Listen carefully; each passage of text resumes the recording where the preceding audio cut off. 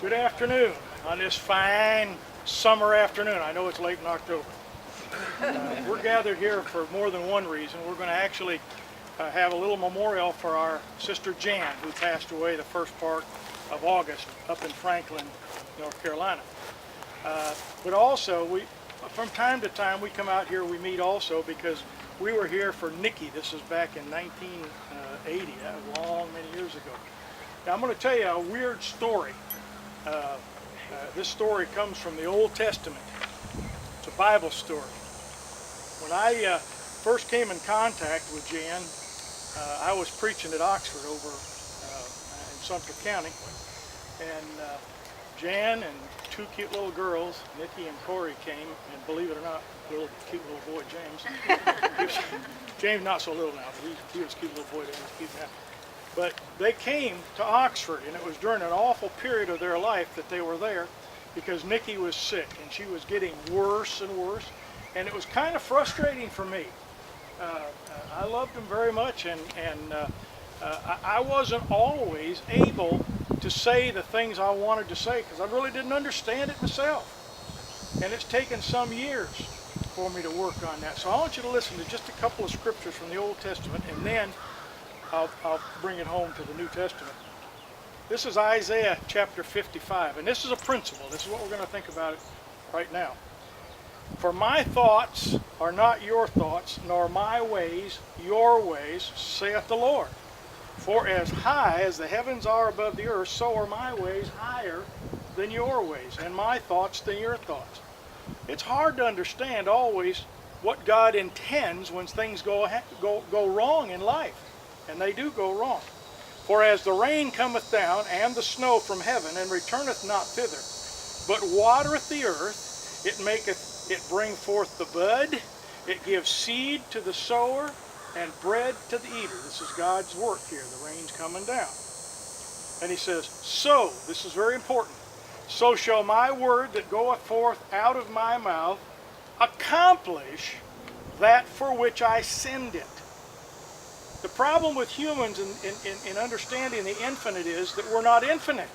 We don't have that capability or that understanding. But God says, my word's going to accomplish that for which I send it into the world. Now, I want to backtrack in the Bible to the book of Exodus. There's a couple of verses over there that I think you ought to hear. God was discussing a problem. And the problem was that the Egyptians had held the Jewish people, the Israelis, had held them captive for about 400 and some years, 420, 430 years. And God finally had heard their cry enough that he called Moses and his brother Aaron and said, I'm going to send you down to Pharaoh. But Pharaoh's not going to listen to you. Kind of weird. Yeah, Lord, I'm ready to go to Egypt, and Pharaoh's not going to listen. Well, what's the deal? What's going on? You want me to take a message to Pharaoh? Yeah, I do. This is from the 7th chapter, and this is God explaining to Moses. He says, that the Egyptians shall know that I am the Lord. You want to know why you're going down there, Moses? You want to know why you're going to go through all that trouble? You want to know why all those plagues are going to come? It's so that the Egyptians, and other people too, shall know that I am the Lord. And then a few verses later in another chapter, let's see whether or not that actually worked out. Pharaoh's servants, that is his managers, his governors, and his important people, said unto Pharaoh, let's let these men go, that they may serve the Lord their God. Don't you understand, or don't you know yet that Egypt is destroyed? So we have God reaching out to that land, Egypt, and actually bringing a man named Pharaoh to power so that he might destroy Pharaoh. And you're scratching your head and you're saying, I don't get that. God's benevolent and God is love. The truth is that sometimes God has other plans for certain things. He does. We don't know the whys and the wherefores. We're not privy to all. As Isaiah said in the long ago, he said, God's ways are higher. They're different. So now how does that come and bring us to this point today as we're here? We're here today because one of God's children, Jan Hermle, passed away. The last years of her life were not great years. They were good years, but they weren't great years. Way long time ago, she suffered the loss of one of her twins. You know, it's terrible. It was an awful thing. Unfortunately, Corey's not here today. She's not feeling too well. She's expecting and having some problems with that, and so she did not make it to hear what we're talking about. I kind of would have liked for her to, and certainly want James to hear this. As I thought about this over the years, and it's been a lot of years, this particular verse came to mind from the book of Mark.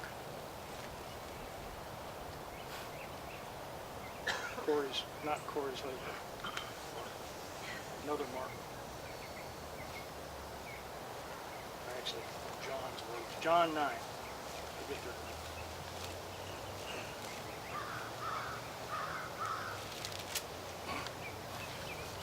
Now when Jesus passed by, he said he saw a man which was blind from his birth.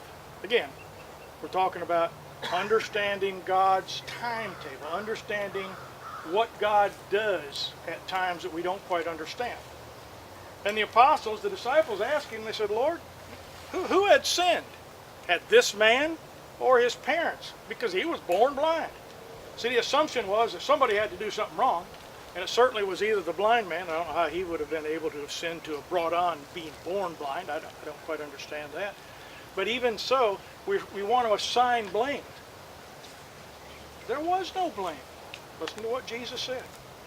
Jesus said, neither this man sinned nor his parents.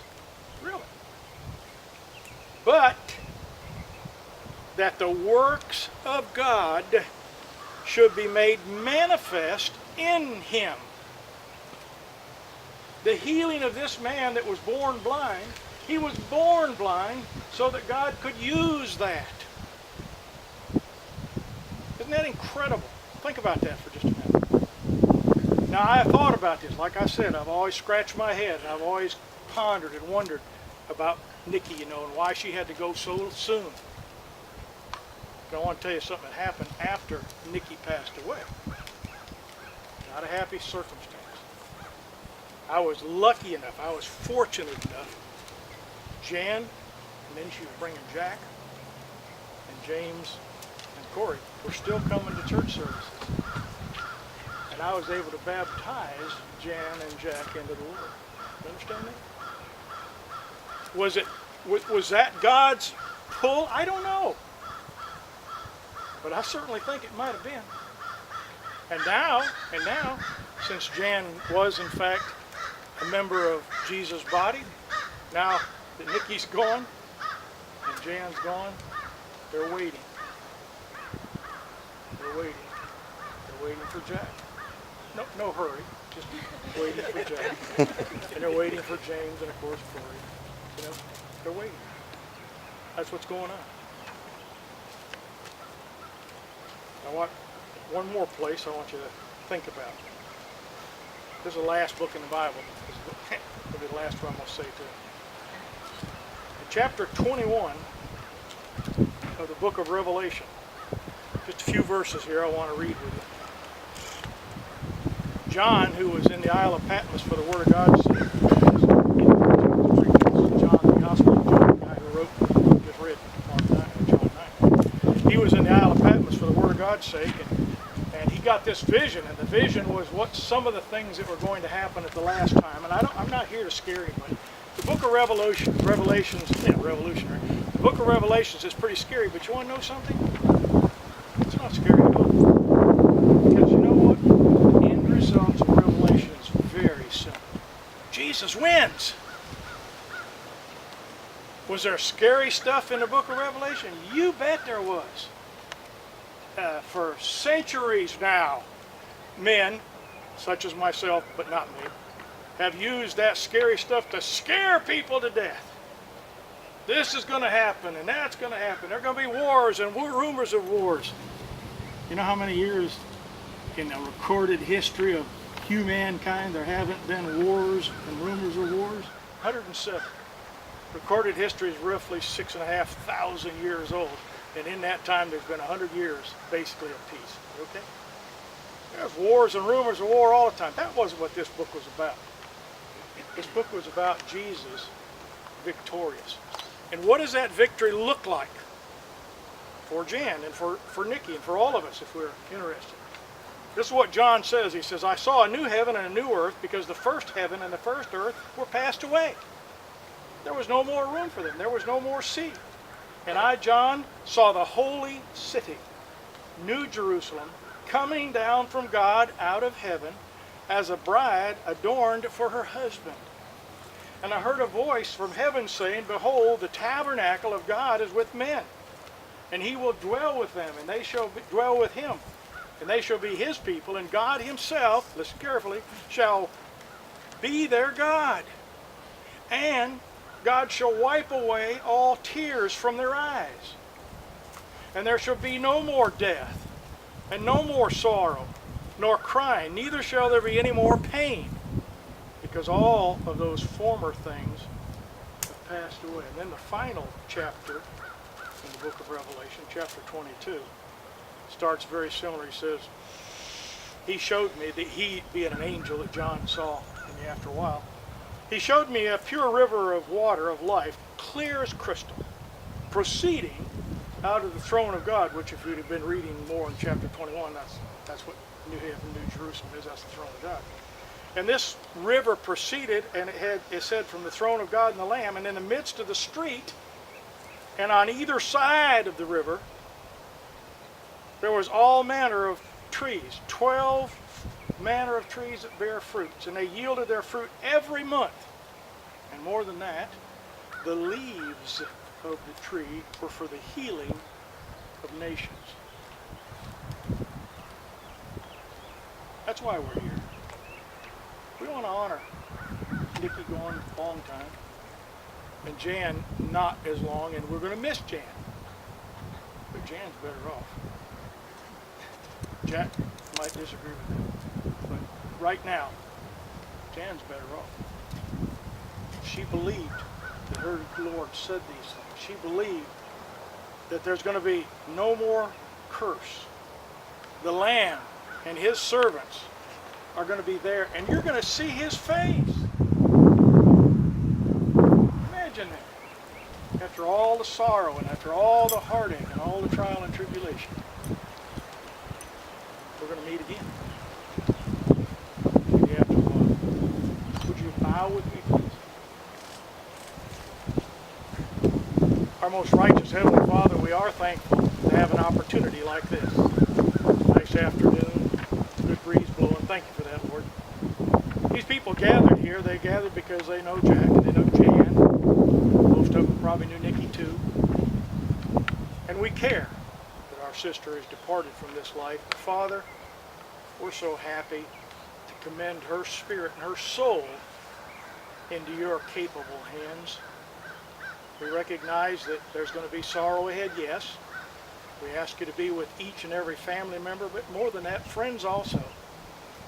May they be comforted in the sure knowledge that one day there's going to be a general resurrection, and all of us will bow our knee to thee, and all of us, every eye shall see you. And Father, we look forward to that time. We really do.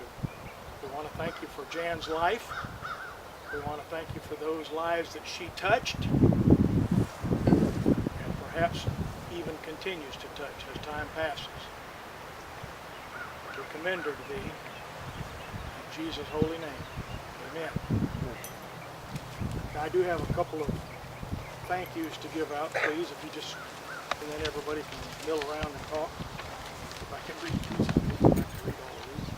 I might need my wife up here to interpret. Paulette and Gary Craden, is that? Crandon. Crandon, I'm sorry. They came and they helped out with this memorial. They did the paperwork, training and stuff like that, and helped with the chairs and that. Teresa and Rick Spring for their help with the funeral park back up in Franklin, North Carolina. They're from Asheville. A nephew, John Levan, he came from Kissimmee.